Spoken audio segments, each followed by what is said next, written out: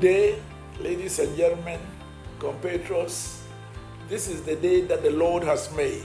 We will rejoice and be glad in it.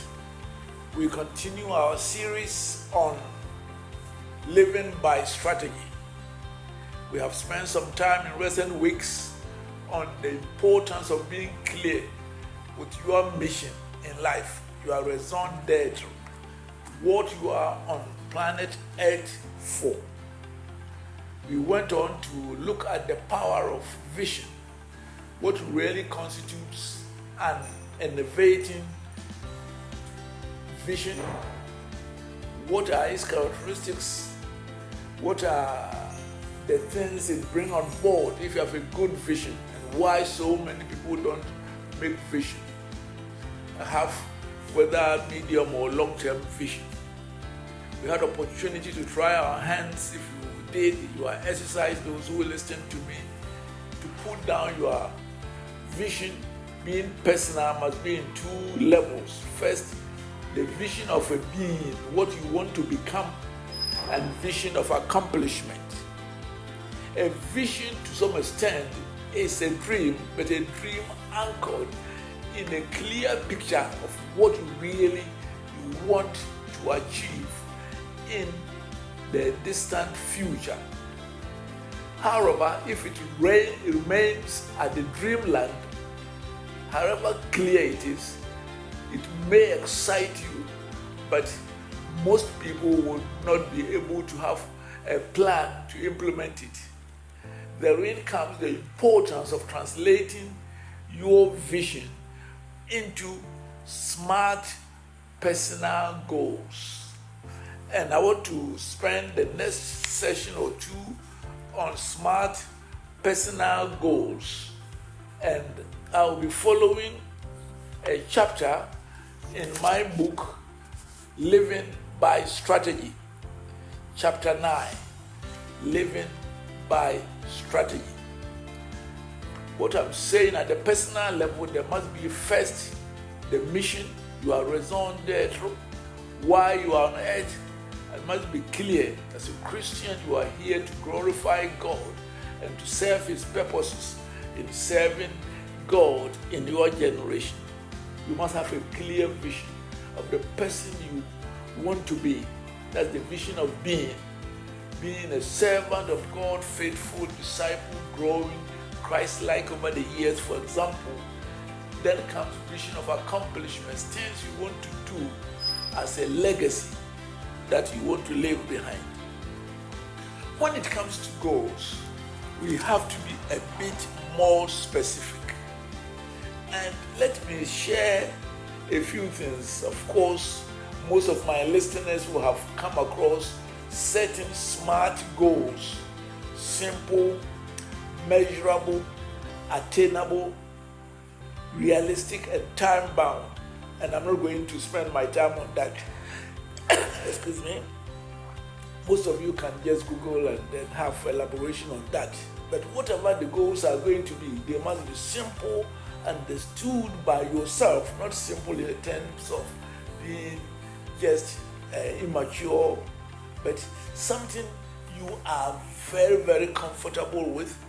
It should be something you can measure financially. I want to attain a millionaire status in 10 years. I want to achieve this academic thing. I want to write my dream book, which has been on the table for a long time, for 2 years. Something specific must be attainable. A dream or a vision must not be just something, a pie in the air, or a mere projection of the today says that I'm going to grow by 10%. That is not exciting. So it must be both realistic yet attainable, and definitely more than that of a vision, it must be time bound. However, I would like to spend more time on certain dimensions which you will not find in many of the books about leadership and about goal setting. First, those people who are used to strategic management of businesses know about SWOT analysis. We are talking about, your weaknesses, your strengths, the opportunities, and your threats. When it comes to the personal level, it is most important for you to be honest and realistic about your strengths, because you have to exploit your strengths in fulfilling your vision and your mission, and also to minimize the impact of your weaknesses. So a simple SWOT analysis. Let me give an illustration. For example, in writing, in Ghana, I say I find it relatively easy, or Coco, I can write a whole book if I've already done my research before, within a week. But when it comes to editing, I can spend up to a year. I will start it and put it down because I'm not just good at it. So when it comes to my writing goals, I write quickly, but I make sure that I have editors to help me, because if I don't, then I'm not going to go far. I've written about 42 books, booklets, and I need the help of editors, because the time I will use to edit very well a small book will take other professionals about 1/10 of the time. Therefore, being realistic about your strengths and weaknesses will help you in setting personal, smart goals. I would like to share some guidelines before we come to the specific goal setting as to how to come up with good personal goals. First of all, it is very important that your goals derive from your mission and your vision. Very, very important. In other words, if the goals you set, even when they are achieved, do not send you one step or two further on achieving your purpose and realizing your 5, 10, or 20-year vision, then you are literally beating about the bush. Therefore, your goals must be driven by your mission and your vision. Secondly, it is important that your goals must be relevant and within the specific time frame. For example, a teenager setting goals about having a family doesn't fit into the time frame of a teenager. That's not the time you think about the family. In the same way, when you are in your 40s, it's not the time you are setting academic goals of going to get a first degree. Of course, if you didn't have it and you can, that's better. But the best time to have your first degree is late teenage and 20s. So you must make sure that your goals are relevant for the specific stage in your life. If you have children, for example, you can't set a goal of just climbing the corporate social ladder at the expense of being with your family and raising your family. You must moderate and balance personal, relational, and professional life. I say that always your goals must be gap filling, bridging the gap. What do I mean by that? For example, if you want to set a financial goal, unless you are totally unemployed and broke, you may have something. You may have a little saving, but not enough. So you set a goal for 10 years, and your financial goal should relate how you bridge the gap between somebody, I would say, a thousandaire to a millionaire. So that your goal must be seen as bridging the gap between your current state and what you want to become. Again, your goal must be set for all the vital areas of your life. And I'll be coming back to the details at the second part if we are not able to fit it into today's session. In other words, when it comes to goal, it's not just one ball point. That's where I want to get to. You must set realistic, smart, simple, attainable goals within the time frame for all the important areas of your life. For example, you just don't say that I'm setting spiritual goals alone. As important as that is, you are made of spirit, soul, and body. You must be looking at all the full of taking, say, a married family man like me. You must set goals for your spiritual growth, your marriage, your family, your financial, your intellectual, your social, your intellectual growth. This, in other words, if you don't, you will have unbalanced achievement and you may not feel as comfortable as it is. For example, if you neglect your health, you may have all the money, but a serious health challenge may still take you to heaven or hell earlier, despite the fact that you have made your millions. So you must have goals for all the major areas of your life. Your goals must also be such that you can break them down into targets and develop key performance indicators. He says that goals must be measurable. That is what. In other words, what I want to achieve this year, next year, 3 years, 5 years, and they must be, each one of them have measurable indicators. What's your intellectual growth? There are many people, they finish school, finish college, and you scarcely cannot get them to read a book, let alone write a book. Because their target was to get a degree. And after they got the degree, as we say in Ghana, I've finished school, my real school. No. Whilst those who make it in life are lifelong learners. I've spent about 2 hours at a meeting with teachers, and that meeting was being facilitated by an amazing man, one Mr. Addison, talking about emotional intelligence from angles which I hadn't learned before. I knew about emotional intelligence, I've talked about it, I've given some lessons, but he came from with new angles. And my sitting there for 2 hours, paying dividends in gold, you must continuously learn. Each goal must also be subjected to the SMART test. In other words, once you take anyone, say financial, is it simple? Is it measurable, attainable, realistic? Is it time bound? You don't say that I want to be rich. That is not enough. Everybody wants to be rich, and that can be a dream.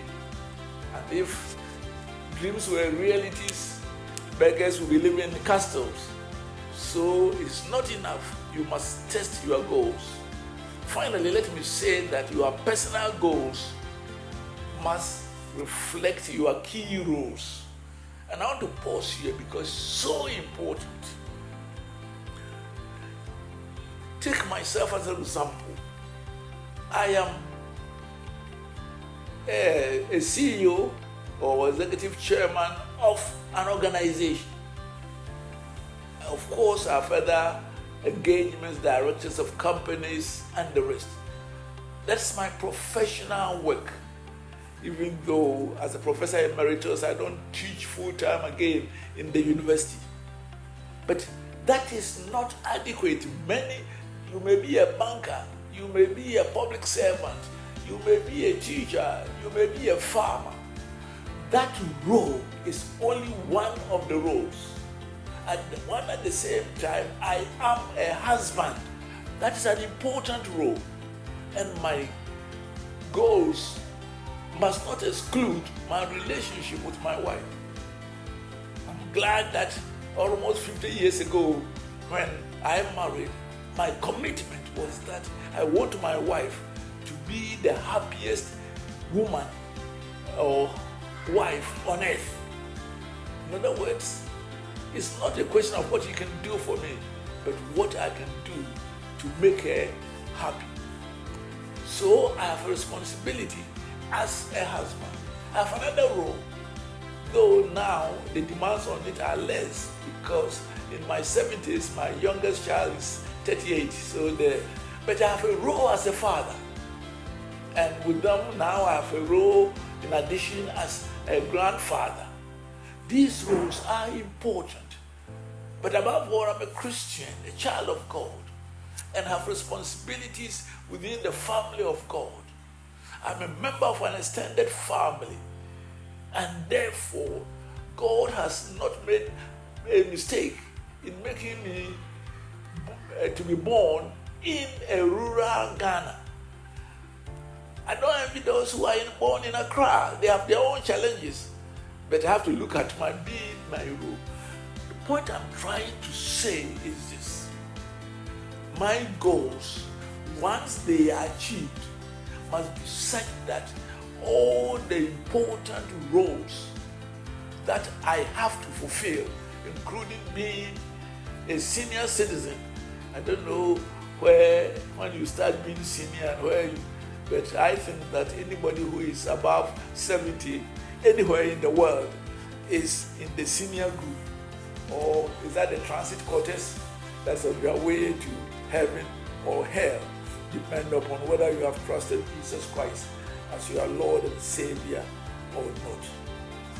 I cannot overemphasize the importance for us to make sure that we set goals in order to meet all our roles, or else we are likely to be what I call successful failures. Successful failures being people who have achieved remarkably well in certain areas, but miserably in other areas because they were unbalanced. Therefore, let me share below why you need SMART goals. I've just talked about the characteristics and how to go about your SMART goals. And I want to share a few things of why it's so important in personal management of your life. You need to set SMART goals. And in the following session, I will try to practicalize it so that we can see the possibility of really setting goals for our physical life, our financial life, our professional or work life, social life, intellectual life, love life, whether you are single or married, and family life. So I'll be coming to that one. But let me first look at the importance of setting SMART goals: simple, attainable, realistic, measurable, and time-bound goals. These, in some areas, will parallel having a clear vision, because goals translate your vision into specific targets and how to go about achieving them. So some of them will be going over some of the characteristics of the vision, because goals are mini visions or parts of a vision. But I want to share a few about, and I hope I will be able to complete it within the time by being a bit fast about it. So I'm reading from pages 112 and 113 within the next 3 minutes, hopefully, for us to be within the usual time. Specific goals are essential to spur you to action. Of course, we said that one about the vision. Second, specific goals are needed to work out what it will take to achieve them. For example, if you want to be a millionaire in 20 years, whatever the unit of your currency, you require about 500 units invested at 17.5%, become a millionaire in 20 years. So you then know what it will take. 3, without specific goals, you will not know when you have achieved them. I've seen some people who should not be so much preoccupied with more money and spend more time with their family because they have no targets. They think they have almost a bottomless desire to get wealthy. Specific goals are therefore important as landmarks on the road to success and vision realization. Without time-bound goals, monitoring progress becomes almost impossible. I personally think that the pursuit of success, especially monetary ones, without limit is dangerous. And goals, in one sense, become a check on going haywire in one direction of life, often at the expense of the other. The achievement of your goals requires a plan, and you need these specific and clear goals in order to draw up a plan and to implement them. Setting concrete goals also enables you to determine the price you have to pay to achieve them in the same way as that of vision. You will need concrete time-bound goals to stay motivated year after year until you achieve the goals. You need them so that you'll be able to say no also at some distractions, because it helps you to focus. I have found that SMART goals become priority because we cannot do all things, so that you can prioritize the things you spend your energy and times on. It's important that we have clear goals because it will allow us to engage other people, especially people who may help us to achieve them. When you know what you are after, other people can help you and are likely to follow you. Let me add that clear SMART goals constitute an act of faith. It engenders faith in God and facilitates specific intercessory prayers. And most importantly, the sum of your goals fulfilled will enable you to achieve your vision. Now, we will meet again at our next session looking at certain specific goals, at least in 8 areas of life which most people are involved in. But I hope I have motivated you enough to desire to set SMART goals for your life. Shalom, and may the Lord be with you, and meet me again on Professor Emeritus Stephen Adei YouTube channel and on ZFM 101.9 if you are in Ghana or its sister stations. The Lord be with you, and may you be motivated to have a personal mission, vision, and personal SMART goals. Shalom.